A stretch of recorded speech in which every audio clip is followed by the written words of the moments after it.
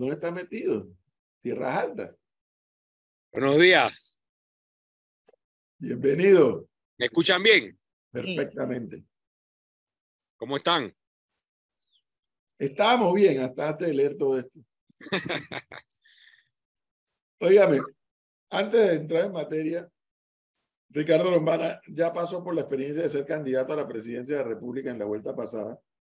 Ahora lidera un partido político y presumiblemente con No el sé, ánimo... profesor, perdón, antes de que se desarrolle la pregunta, no se amargue con esas cosas que lee. No, le voy a explicar por qué. Presumiblemente Ricardo Lombana, pues legítimamente va a decir voy a aspirar nuevamente a ser candidato. Pero ya usted pasó en buena parte por esa etapa de entender que cuando uno se mete en esto de la vida pública y de la vida política, aunque se sigue existiendo la vida privada, esa línea se adelgaza bastante, ¿no? Entre la vida pública y la vida privada. Y aquí vemos hoy una publicación de la prensa sobre adquisiciones por parte de dos ministros que tienen todo el derecho a comprar la casa que les dé la gana. El tema es cómo pueden sustentar los números que según la prensa presenta hoy. Un tema de probidad, digo yo. Completamente de acuerdo. ¿Por qué Lombana sería distinto si llegara a ser presidente? O sea, o el equipo de gobierno de Lombana sería distinto. ¿Por qué? Bueno, yo creo que escuchaba sus comentarios y el que se mete en la vida pública debe saber que desde el momento en que pones un pie adentro de la vida pública, tu vida privada o todo lo que tú haces en tu vida privada prácticamente se coloca en una vitrina de escrutinio público, ¿no? Y con todo el avance y el desarrollo de las redes sociales y toda la tecnología que hoy existe, tanto para la buena información como para la mala información, no solo eres sujeto de un escrutinio público, sino que también eres sujeto de campañas sucias muchas veces, ¿no? En este caso se trata de una publicación de un medio de comunicación evidentemente con credibilidad o un medio de comunicación tradicional y no de redes sociales o de alguien por ahí que está publicando. Pero creo que en el fondo el punto es que cuando uno entra en la vida pública, uno tiene que estar dispuesto a que hagan escrutinio sobre todas tus actividades, sobre todo aquellas actividades de interés público, ¿no? Porque siempre, aunque seas funcionario, siempre hay una línea, ¿no? Donde está la parte personal del ser humano, ese ámbito tal vez íntimo de la familia, entre otras cosas, o una enfermedad, o temas como esos, pero todo lo que sea de interés público, y en este caso lo publicado por el Día de la Prensa lo es de escrutinio público y uno debe tolerarlo aunque no le guste. Así que el que no está dispuesto a que le hagan ese tipo de escrutinio, o el que no está dispuesto a ser sujeto de campañas sucias y tantas cosas y difamaciones que uno tiene que recibir cuando está en esto, es mejor que no se meta o que lo piense muy bien. Sí, eso es lo que yo creo igual. O sea, si no vas a tener la coraza y decir, yo puedo demostrar todo lo que me dicen, yo puedo sustentar todo, si no lo puedes hacer, no te metas en esto. Porque entonces, este cuestionamiento, el manto de duda, ¿no? Entonces te pone un signo de interrogación muy fuerte encima de ti. Pero bueno, don Ricardo Lombana, ¿qué me dice del panorama político? Ha estado muy movido esta semana. Bueno, nosotros hemos arrancado el 2023 de acuerdo a nuestro cronograma. El año 2022 para nosotros fue un año de organización política y hemos culminado todos los pasos que teníamos en el cronograma para organizar nuestro nuevo partido político, el Movimiento Otro Camino. Hemos culminado todo lo que tenía que ver con juntas directivas nacionales, juntas directivas provinciales, juntas directivas comarcales, directorio nacional, comité político, comité de ética, fiscalías, defensorías y comité de elecciones. Y ahora falta solamente, y eso ya es un proceso que camina hasta el día de las elecciones, que es la organización hacia abajo, del recurso humano distrital y por corregimiento para trabajar en la logística y trabajar el día de las elecciones donde se necesitan miles de panameños debidamente organizados. Aparte de eso, el Movimiento Otro Camino se encuentra en medio de su proceso de convocatoria de candidaturas o aspirantes a candidaturas a todos los cargos de elección popular. Tenemos cerca ya de 800 aspirantes a ser candidatos a distintos cargos de elección popular. Tenemos que seguir el calendario electoral que nos lleva hasta el último día de julio, donde deben ser publicadas o deben ser ya estar en firme las postulaciones para los distintos cargos de elección popular. Y por otra parte, venimos trabajando de manera consistente, como lo hemos compartido antes, con un equipo que está liderado por el señor Jorge Nicoló y un equipo de asesores que se encuentra trabajando directamente con él en nuestro plan de acción, nuestras propuestas y nuestro listado de compromisos y plan de gobierno de cara a la elección del 2024. Pero este año es un año de actividad política y nosotros hemos arrancado el año no solo con giras en distintos puntos del país, sino también demostrando o siguiendo consistentemente con una política de acción y de activismo ciudadano. Nosotros no solo estamos en política para estar en actividad política o proselitista.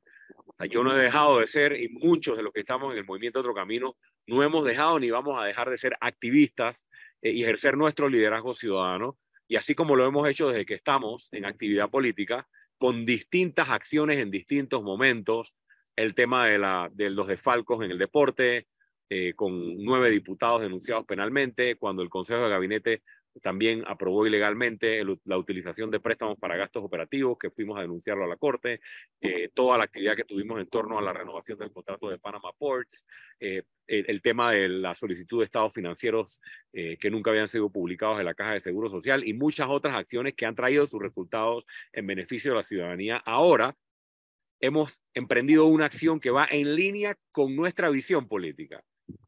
Nosotros queremos llegar a gobierno y presidir este país para hacerle un alto al clientelismo. Y una de las formas más graves de clientelismo es el abultamiento de la planilla estatal como pago de favores políticos. Eso lo han hecho los 3 partidos más grandes del país, los 3 partidos tradicionales e históricos han acostumbrado al país a ese tipo de política. Es decir, que el que apoya políticamente o el que simplemente camina en una elección, ese es el que tiene derecho a tener un puesto, sea botella o no sea botella, y cada vez menos o cada vez hay menos espacio y se va relegando a los servidores públicos profesionales que sí trabajan y comprometidos, Pero, que Era por eso pero, es lo que debe primar. Don Ricardo Lombana, pero para, como usted dice, nosotros, o sea, ustedes, gobernar el país, primero tienen que ganar unas elecciones. Correcto. Y esta semana que transcurre, aquí hemos conversado con José Blandón, con José Alberto Álvarez, con Pedro Miguel González, ¿con quién más, Flor? Con esos 3. Partido Popular. Con el Daniel Vega, del Partido Popular. Y algo nos ha llamado la atención a nosotros acá, que todos hablan de que se están reuniendo, pero todos coinciden que Ricardo Lombana no está en esas reuniones. A pesar de que lo invitan. Y la pregunta es, ¿cómo así? Bueno, porque para yo poder estar en esas reuniones, ellos tienen que estar de acuerdo con nuestra visión política y con la visión política y con el país que quieren las 400,000 personas que votaron por mí y por muchos candidatos independientes, que fueron más de 400,000 en la elección pasada. Y una de esas versiones del país que se quiere es un país sin botellas y sin favores políticos para donantes de campaña y sin favores políticos para nombramientos.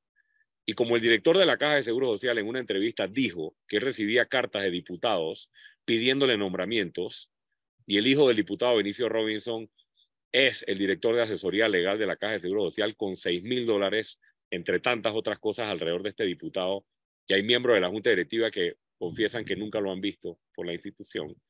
Nosotros hemos ido a solicitarle que entregue las cartas. ¿Por qué? No porque queremos saber quién está nombrado, porque queremos evidenciar la práctica del pago de favores políticos para sustentar el daño que le hace al manejo de las finanzas públicas y el daño que le hace a tener un gobierno eficiente, o el impedimento que significa para tener un gobierno eficiente, un gobierno que le sirva al país, donde haya gente que quiere trabajar y no solamente se juegue con la dignidad de la gente, de que cada 5 años tienen que estar cambiándose de partido, porque los nombramientos dependen de eso.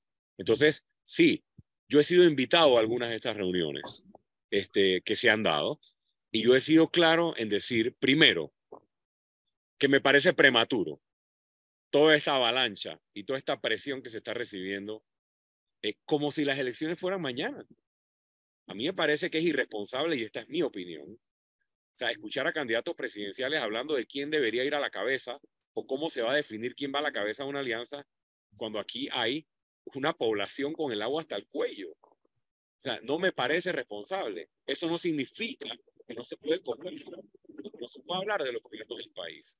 Segundo, aparte de que me parece prematura la conversación, nosotros hemos dicho cuáles son los temas que a nosotros nos interesa conversar. Pero cuando tú te sientas y la conversación empieza por, bueno, ¿cómo nos vamos a repartir los cargos? ¿Cómo nos vamos a repartir los ministerios? ¿O cómo se va a configurar un cálculo aritmético electoral? Tampoco estamos de acuerdo con eso, ¿no? ¿Por qué? Porque ponemos el ejemplo, profesor Cabrera, y esta es nuestra postura. Habrá otras posturas políticas que estarán en otra línea. Veamos la alianza PRD-Molinena. El PRD tuvo que aliarse al Molinena para ganar las elecciones. ¿Ok? A eso le llamaron alianza. A eso le llaman alianza a los partidos tradicionales.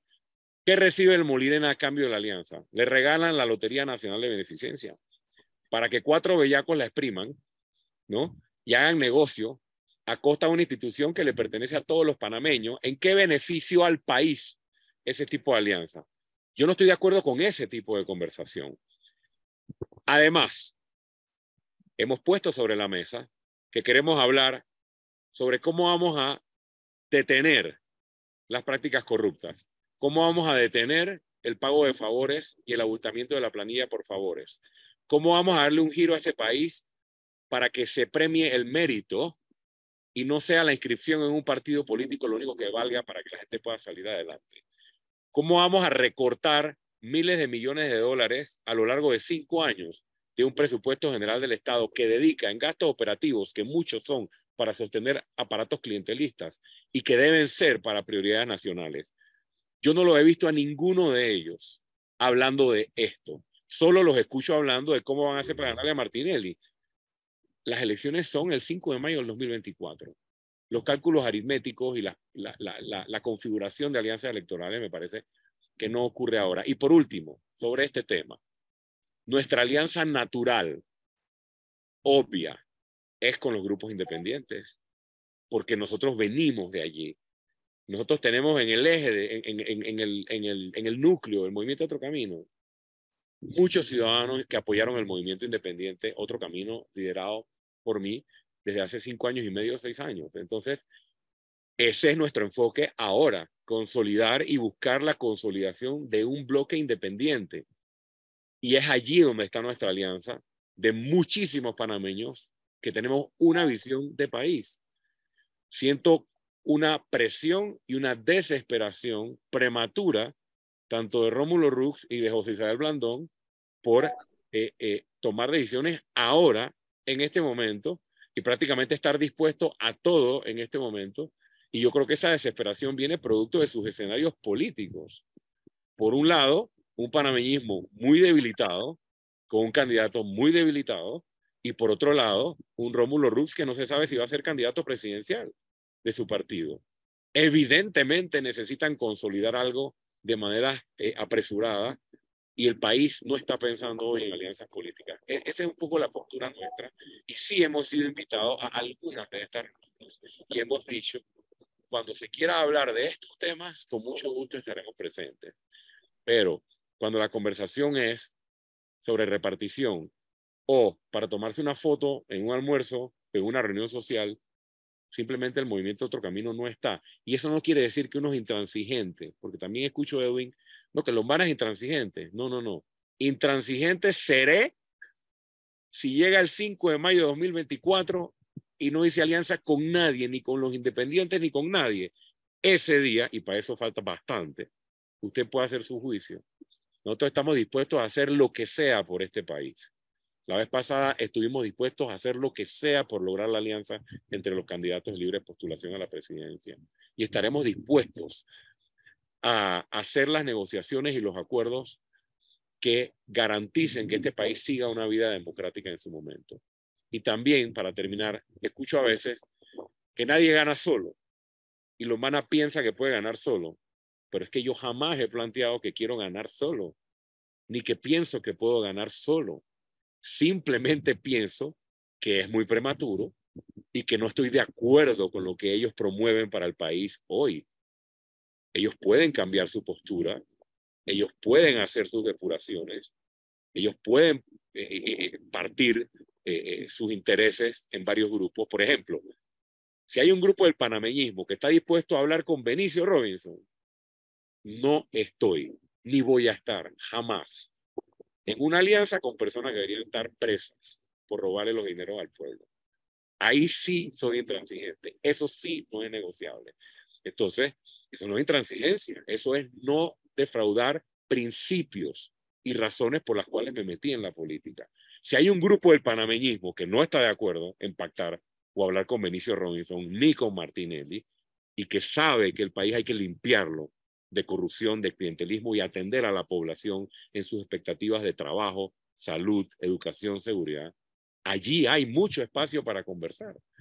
Esa es la postura de hoy y no veo ni intransigencia ni intenciones de estar solo, simplemente una visión clara de que no estamos con un ábaco haciendo cálculos, sino que estamos enfocados en lo que queremos para el país. Pero por otro lado, Ricardo, y en esto han hecho énfasis todos los invitados que hemos tenido desde el punto de vista político esta semana, es que hay una realidad.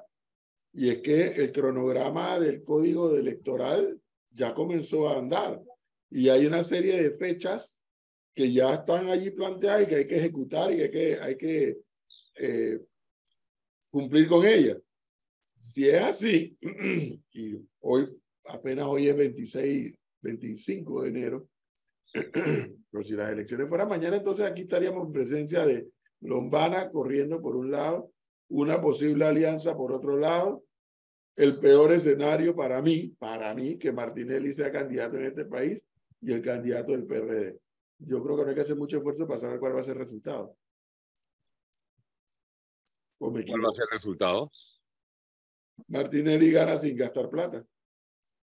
Falta 1 año y meses, profesor. No, estoy diciendo que ya los tiempos se hubieran acabado y hoy ya tuviéramos que definir candidaturas. El panorama de hoy pareciera ser ese. Mira, yo te voy a decir, y no bueno, hay que sumarle los 3 de libre postulación. Nosotros no tenemos ningún acuerdo de alianza en este momento, pero sí hemos conversado consistentemente con los movimientos independientes que hoy existen. Además de esa conversación consistente en la que hemos reconocido todos los que nos sentamos en la mesa la necesidad de unificar un bloque, mas no hemos llegado a ningún tipo de acuerdo todavía. Todos reconocen o reconocemos la necesidad de unificar a ese bloque. Nosotros estamos trabajando en función de lograr eso que yo considero que es una responsabilidad que tenemos frente al país. Martinelli y el PRD serían los más felices y los que más se reirían a carcajadas si el movimiento independiente y los candidatos independientes van por un lado y otro camino va por otro lado. Porque eso es lo que quiere el PRD y eso es lo que quiere Martinelli. Nosotros tenemos que trabajar en una unificación de ese bloque independiente. Con los candidatos que están buscando firmas para la presidencia, a pesar de que tampoco existe ningún tipo de acuerdo, existe buena comunicación con Eduardo Quirós, existe buena comunicación con el doctor Paco Carreira, ¿no? Aunque tengo mucho tiempo que no hablo con Melitón Arrocha, existe buena comunicación y existió en su momento. O sea, no veo puentes cerrados. Pero Melitón viene de partido político. Pero Melitón es panameñista. Bueno, renunció, pero Pero es que Toda su vida fue panameñista. pero es que el problema no es si eres de partido o no. El No, problema es lo que pide un partido para pactar una alianza. Ese es el problema. O sea, si tú tienes que acordar el día de mañana con un aspirante de libre postulación algún tipo de acuerdo, no estás negociando con una estructura que quiere 40.000 nombramientos, 10 consulados, 4 ministerios y la lotería, ¿no? Es muy distinto. O sea, no estamos hablando de escenarios distintos. Entonces, nosotros estamos enfocados en eso. Y sí, Edwin, los tiempos electorales tienen fechas que son importantes para las alianzas. Por ejemplo, tú tienes que guardar espacio, por ejemplo, para si quieres hacer alianza. Bueno, nosotros sabemos ahora mismo cómo va nuestra configuración de candidaturas y en función de eso tomaremos decisiones de si necesitamos guardar posiciones o no. Recordemos algo. La ley permite que los partidos políticos postulen candidatos independientes. Y además de eso, nuestro estatuto fue más allá. Precisamente para esto, nuestro estatuto permite postular candidatos no inscritos en el partido. Entonces, más allá de guardar posiciones o cargos, nosotros tenemos las disposiciones, tanto en la ley electoral como en el estatuto, que nos permiten o nos allanan el camino para hacer un acuerdo con los candidatos de libre postulación en conjunto con los candidatos del movimiento Otro Camino. Doctor Lombana, hay algo que a mí me llama la atención, y usted habla del capital político que registró en el año 2019, pero hay que ser muy sincero, el Lombana de hoy no es el Lombana de hace 5 o 6 años.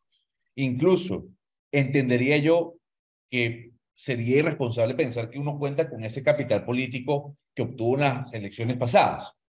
¿Y por qué se lo digo? Por lo que decía el propio profesor Cabrera, las encuestas. Cuando uno sale a la calle y se da cuenta, la gente no se siente representada por ningún líder de la oposición, ya sea de partidos tradicionales o ya sea del movimiento Otro Camino, en este caso su persona.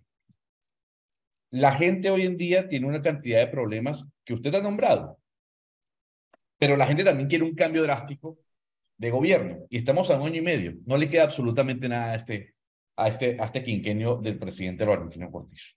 Tomando en cuenta esta premisa, que la gente quiere un cambio radical de la politiquería que llevamos viviendo, y tomando en cuenta de que usted no tiene ese caudal político del 2019, yo quisiera saber 3 planteamientos importantes. Número 1, usted hablaba de la planilla. Quisiera saber, dentro del plan de Ricardo Lombana, ¿en cuánto se tiene que reducir la planilla estatal en porcentaje? Porque me imagino que los cálculos ya lo están haciendo. Y 2, el tema del seguro social. Este gobierno no va a hacer absolutamente nada con el seguro social. Pero si Ricardo Lombana llega a la presidencia, tiene que hacer algo. ¿Ese algo qué será? Gracias. Mira, número 1, sobre el tema del capital político, cuando hice el comentario, en ningún momento me atribuí ese capital político, sino que hablaba de los panameños que están alineados con la visión de país que tenemos Lombana y muchos otros candidatos o figuras independientes. Y enumeré cuáles eran esos temas, entre ellos corrupción, transparencia, rendición de cuentas, manejo responsable de las finanzas públicas, combate al clientelismo y otras cosas más. Entonces, en ningún momento yo estoy queriendo decir que la fotografía de la elección del 2019 es la fotografía de hoy. Y en eso coincido contigo. Pero si yo me coloco 1 año y 2 meses antes de la elección del 2019, yo marcaba 2%. Y se hizo un trabajo para llegar a 20%. Como tenemos hoy una preparación, una estrategia, un equipo, obviamente, para posicionarnos en año y medio en el lugar que necesitamos estar para ganar las elecciones del 2024. Es decir, que no me refería al capital que yo considero que arrastro, sino al grupo de panameños que se alinean con un tipo de país en el que no se le meta la mano al bolsillo más al panameño, sino que el país se le devuelva a los panameños. Dicho eso, 20% de la planilla estatal, pero no en un periodo de 5 años. 20%, pero no en un periodo de 5 años. Porque nosotros no vamos a llegar a sacar gente del gobierno. Nosotros vamos a llegar a implementar un plan de reducción gradual que tiene una transición transición. Porque recuerde que en el gobierno hay botellas. Cuando tú quitas las botellas, eliminas un porcentaje de ese 20%. Es un hoyo negro la cantidad de botellas que existen. Algunos dicen que andan por el orden de 10.000, otros hablan de 20.000, tanto en el Ejecutivo como en el Legislativo. Eso estaría por verse una vez se llegue a gobierno y se pueda determinar el número. Número 2, hay una cantidad de jubilados en planilla estatal que se les vence porque no son permanentes, sino que son eventuales. Y número 3, hay, como sabemos, una serie de personas trabajando en el gobierno que se pueden ir transitoriamente, progresivamente, ubicando y haciendo la transición hacia el emprendimiento y hacia la generación de empleo en el sector privado. Nosotros estamos enfocados en una primera etapa en esas 3 líneas de acción para gradualmente ir dándole al país el gobierno que se merece, el gobierno que le sirva, el gobierno que sea eficiente en cumplirle al país, en cumplirle a los ciudadanos y también servirle a todos los micro y pequeños empresarios que hoy plantean que su principal limitación es la burocracia de un gobierno que no funciona. Eso responde un poco a la pregunta del porcentaje, pero que quede claro, porque nuestros adversarios siempre agarran esta bandera, de que nosotros no queremos llegar a gobierno para votar a nadie. Nosotros queremos llegar a gobierno para hacer un estudio de la capacidad, la capacitación, porque no hay data. La única data que existe es cuántos funcionarios hay, el monto de la planilla y en qué instituciones trabajan. Pero datos como cuántos están jubilados, cuántos están en jubilaciones o tienen, se acogen a jubilaciones, se pueden acoger a jubilaciones especiales, el nivel de escolaridad que hay en la planilla estatal, la cantidad de personas que trabajan con contratos eventuales y contratos permanentes o con nombramientos permanentes, entre otras cosas, para tomar decisiones y garantizarle a todo aquel funcionario que trabaje, no importa el partido, que tendrá estabilidad, porque queremos llevar una ley a la Asamblea para actualizar la ley de carrera administrativa, para darle estabilidad al funcionario que trabaja y que cumple con su función y dejar el relajo del cambio cada 5 años y la botadera cada 5 años. Y con respecto a la Caja de Seguro Social, yo he sido consistente en estar mencionando, y así también lo apoya nuestro equipo de trabajo, cuál es nuestra visión con respecto a la Caja de Seguro Social. Primero, el presidente de la República debe dar muestras de austeridad en su gobierno. Lo primero que yo haría como presidente, antes de decir vamos a tomar esta medida para salvar la caja, es crear las condiciones para poder tomar las decisiones. ¿Qué crea las condiciones? La credibilidad de un gobierno. Si la Caja de Seguro Social ha sido tradicionalmente ordeñada por los partidos políticos y quienes han gobernado, por eso nuestra solicitud al director Lao, la primera medida tiene que ser tomar decisiones para sacar, en primer lugar, todas las botellas que estén emplanilladas en la Caja de Seguro Social e impulsar medidas administrativas dentro de la caja para mejorar su eficiencia en la administración. ¿Para qué? Para demostrarle primero a la población, al asegurado, a los dueños, jubilados y pensionados de la Caja de Seguro Social, que hay un gobierno que está dispuesto a manejar responsablemente y administrar responsablemente la Caja de Seguro Social antes de entrar a la discusión sobre sacrificios de parte y parte. Número 2, hay que llamar a todos los sectores, pero no para un diálogo interminable. 30 días prorrogables a 60 días, porque ya todos los diagnósticos están hechos. Lo único que falta es tomar la decisión de si vamos a ir a un sistema de cuentas individuales, de si vamos a rechazar las cuentas individuales y vamos a mantener al 100% el sistema solidario, si vamos a estar de acuerdo con la división de la Caja de Seguro Social en 2 o no, una la parte financiera y otra la parte de los servicios médicos. O sea, hay muchas propuestas en la mesa y esta es una decisión que tiene que contar con un consenso. Pero un consenso no significa un diálogo de 5 años. Nosotros llegaríamos a la presidencia, haríamos lo que el presidente Cortizo no ha hecho, que es convocar a las partes con una fecha de cumpleaños para lograr ese consenso y decidir cuáles son las decisiones, las que salgan de ese consenso. Y si no hay consenso, el gobierno tiene que decidir. Y si yo estoy en ese escenario de que se vencen los plazos y no hay consenso, yo no voy a patear ninguna pelota porque no voy a dejar que la Caja de Seguro Social quiebre. Hacia allá va nuestra orientación y hacia allá creo que ha sido claramente la línea que nosotros le hemos propuesto al presidente Cortizo y que hemos estado expresando en cada una de nuestras intervenciones relacionadas con este tema. Mire, y yo quedé satisfecho con su respuesta. Satisfecho, y además yo quisiera hacer una última interrogante, Flor, permítame, profesor, y tiene que ver con una duda que más allá de lo que usted plantea de acercarse a los movimientos independientes es, ¿Ricardo Lombana puede llegar a la presidencia sin alianzas? O sea, Ricardo Lombana cree él que su movimiento, lo que representa, lo que él personifica, como lo vivió en el 2019, puede repetirse en el 2024 y puede llegar a ser presidente sin alianza, sea con quien sea. Pienso que no.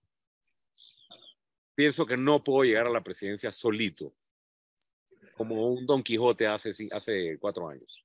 Por algo hicimos el partido. O sea, la primera medida, o yo creo que la primera demostración que yo le di al país de que yo había entendido que no podía ser un juego de una sola persona, fue haber tomado el golpe político de haber hecho un partido. Porque hacer un partido es compartir poder inmediatamente, ¿no? Y meterse en la camisa 11 varas, profesor Cabrera, que es la administración de un partido político, donde todos los días hay una situación que atender. Es una demostración o un primer paso de que entiendo que no se puede llegar solo. Y las alianzas que nosotros estamos enfocados en hacer son las alianzas con los grupos que coinciden con nuestra visión de país. Donde yo creo que está un poco la distorsión en la opinión pública, y es una distorsión creo que sembrada, es que si yo no me siento con Rómulo o con Blandón, entonces eso significa que no quiero alianzas. Yo creo que eso es una conclusión un poco distorsionada, ¿no? Porque el escenario político es mucho más que Lombana, mucho más que Blandón y mucho más que Rómulo. Entonces, no sentarse con ellos como partido y hacer un acuerdo con ellos no significa que Ricardo Lombana piensa que puede ganar solo. ¿Por qué tú crees que se acercan grupos de panameñistas a otro camino? ¿Por qué tú crees que se acercan grupos de cambio democrático a otro camino? ¿O por qué se acercan grupos de PRDs a otro camino? Porque existe mucha gente dentro de esos partidos que ya no se siente representada por los liderazgos que tienen y porque están viendo que hacia 2024 los planetas se irán alineando. Y yo veo ese escenario venir. Que si el señor Martinelli llega a ser candidato, él va a ser el representante de la corrupción en las elecciones y nosotros vamos a estar del otro lado representando a todos los ciudadanos que quieren un país libre de trampa y sinvergüenzura. Y ese va a ser el torneo electoral o la polarización que se va a dar en el torneo electoral. Honestamente, por más miles de millones que el PRD esté sacando de la caja menuda para regalar, no importa el candidato que presenten, yo veo al PRD muerto en las elecciones del 2024, y no porque lo dice Lombana, sino porque le han dado una sarta de bofetadas al pueblo panameño con lo que han hecho estos 4 años de gobierno. 8:18. Don Ricardo Lombana, muchas gracias por concedernos este tiempo, muy amable.